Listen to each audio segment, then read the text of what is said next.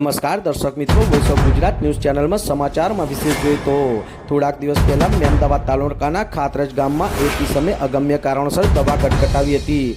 ત્યારે પરિવારજનો દ્વારા સિવિલ હોસ્પિટલ ખાતેથી વધુ સારવાર અર્થે ખાતરજ ચોકડી ખાનગી હોસ્પિટલ ખાતે ખસેડાયા હતા। ત્યાં તેઓની 2-3-4 દિવસથી સારવાર બાદ દુઃખદ અને કરુણ મોત નીપજ્યું હતું ને તેઓની બોડીને પીએમ માટે સામૂહિક આરોગ્ય કેન્દ્ર ખાતે ખસેડવામાં આવી હતી। ત્યારે પરિવારજનોમાં ભારે શોકની લાગણી સાથે રોષની લાગણી પણ નજરે જોવા મળી હતી। ત્યારે ઈસમના પહેલી પત્નીની 3 દીકરીઓ પરિવારમાં હોય અને પરિવારજનોના જણાવ્યા મુજબ આ 3 દીકરીઓના પાલન પોષણ માટે 8 મહિના પહેલાં તેઓના બીજા લગ્ન કરવામાં આવ્યા હતા।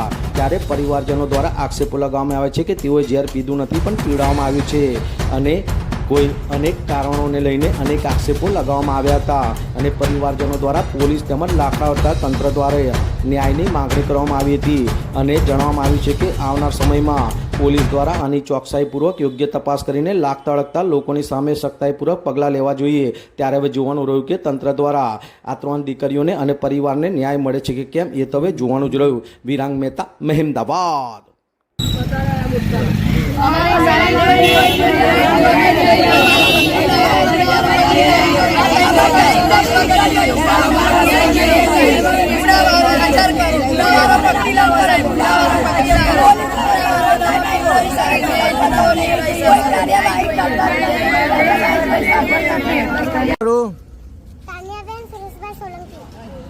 આ તારા પપ્પાને જે દવા પીવાથી અથવા તો કારણોસર દુઃખદ એમનું મોત નીપજ્યું છે, અત્યારે બધા દવાખાનામાં આવ્યા છે બેટા, બરાબર? શું કહેવા માંગે છે તું? શું થયું તાર પપ્પા જોડે? શું કર્યું પપ્પાને? શું કર્યું? બધાએ એમને બધાને ખાય અને મારા પપ્પાને દવા પીવડાવી દીધી। એવું કોણે બધાએ થઈને? અજય અને ભૂરી અને સંજય રાજુ પાછળ। તને કેમ નહીં ખબર પડી? બધા મળવા આવતા એવું? કઈ લઈ જતી હતી તા અમ્મી તને? ખેતેરામ। એવું? શું કહેતા હતા? તને જાનથી મારી નાખીશ, તું ક્યાંથી નહીં ઘરે જઈને તારા પપ્પાને। બરાબર। તાર મમ્મી કોને મળવા જતી હતી? અજય। એવું? એટલે એને મળવા જાય તારે તને તાર મમ્મી એવું કહેતી હતી કે કોઈને કહેવાનું નહીં? એક વખત કહી દઉં, આ ચપ્પુ મારી દીધું। ચપ્પુ કઈ મારી દીધું? ફોન કરતી હતી, ફોન કરતી હતી સાહેબ। હવે ફોન કરતી હતી। આનથી ફોન કરતા હતા? શું નામ છે બેન તમારું? મારું નામ ગૌરીબેન મેલાભાઈ સોલંકી છે। ક્યાંના વતની છો તમે? ખાતરજ ગામના છીએ। આ મોટી સંખ્યા તમારા ખાતરજ ગામના મહિલાઓ છે, યુવાનો છે, આ બધા એકત્રિત થઈને આ સરકારી સામૂહિક આરોગ્ય કેન્દ્ર ખાતે એકત્રિત થયા છો। શું બનાવ બન્યો છે?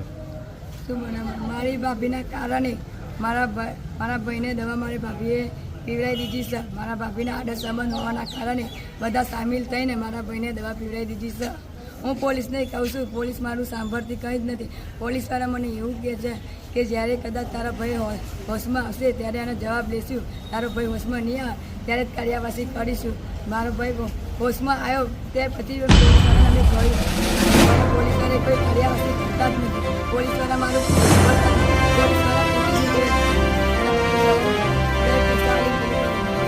એટલે તમારા જણાવ્યા મુજબ તમારા ભાઈએ દવા ક્યારે પીધી? એટલે એમને દવા તમારું એવું કહ્યું છે કોઈકે દવા પીવડાવી દીધી છે?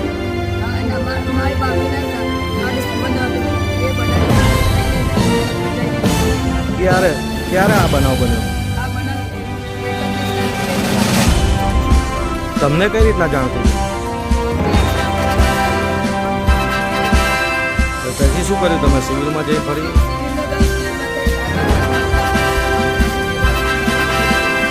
ખાતરજ ચોકડી?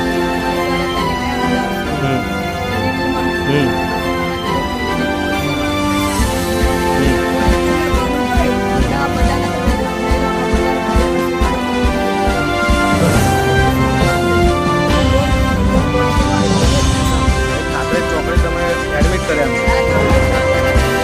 કેટલા દિવસ રહ્યા? સારવાર ચાલુ? અવસાન ક્યારે થયું? તમે સરકારી સામૂહિક